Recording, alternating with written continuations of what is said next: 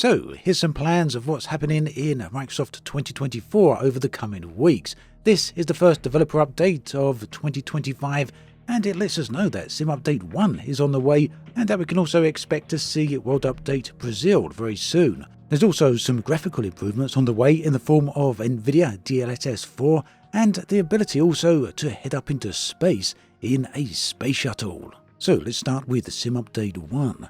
Now, for those of you who are new to Flight Simulator and only joined with the 2024 edition, what is a Sim Update?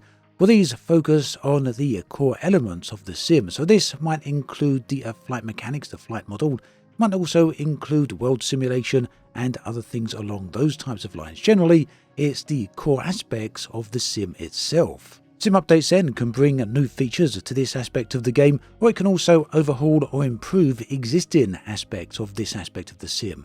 It's also an opportunity to bring in a whole load of bug improvements as well as performance improvements, and we can expect to see some of that. Now, Sim Update 1 has been announced, there's no date for it just yet, but it is generally considered to be the first major update for Microsoft Flight Simulator 2024.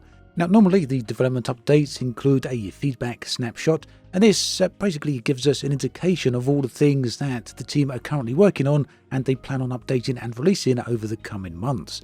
The latest dev update didn't have this feature, and that's because right now Microsoft are working through all the bug fixes and improvements that they're basing on community feedback. So that means there's going to be a little bit of a delay on when we can expect to see this feedback snapshot, but they say we can see it, this week actually. It should be available on a Thursday or Friday.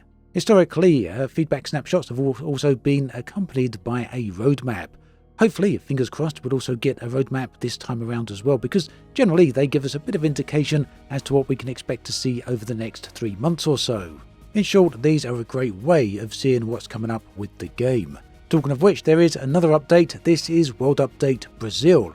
Now, world updates, unlike sim updates, focus on the game world itself, the simulated Earth. This usually involves overhauling a specific region, and that could be America, it could be Europe, it could be many other places. In this case, it is going to be Brazil. This update is going to be a huge one. World updates are things that people always look forward to.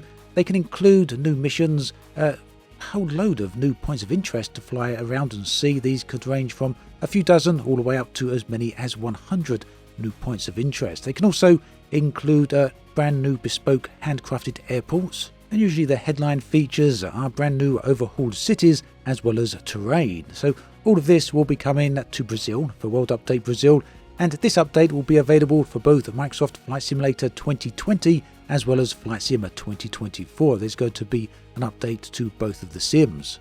Meanwhile, focusing on the 2024 edition of the sim, again, Microsoft have said they are now preparing or finalising their preparations for the marketplace launch. Moving on to those graphics updates, these are going to be coming due to Nvidia's latest technology, which is DLSS 4.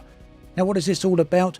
Well, DLSS has been around for quite a while. Up until this point, we've been using a DLSS 3, and what this technology range does is essentially renders games at lower resolution and then uses neural networks to upscale them to higher resolutions. This means you get the sharp images effectively looking at as though they're rendered at high resolutions for a lower cost to GPU rendering. DLSS 4 works a little bit different because instead of using just regular neural networks, they instead use transformer-based AI models, which are somewhat similar, I guess, to what you may find in something like ChatGPT. Nvidia are saying that what this means is fewer visual artifacts like ghosting or shimmering that we see in the previous versions of DLSS. Additionally, what's coming with DLSS 4 is multi-frame generation. Now, with the previous edition of DLSS, there was frame generation, and what that meant is that for every traditional rendered frame, so for every frame that the game generates, the graphics card would artificially create a second frame. And that meant you could go from, say, 30 frames a second to 60 frames a second without any additional GPU cost. DLSS 4 works a little bit different with multi-frame generation because for every single traditionally rendered frame, you get 3 artificial frames. So you can go from 30 frames a second all the way up to 120 frames a second, or at least theoretically. So the multi-frame generation is only going to be available on the brand new cards, the RTX 5000 series. The regular frame generation is going to be available on the RTX 4000 series, so that's no change there, that's going to continue.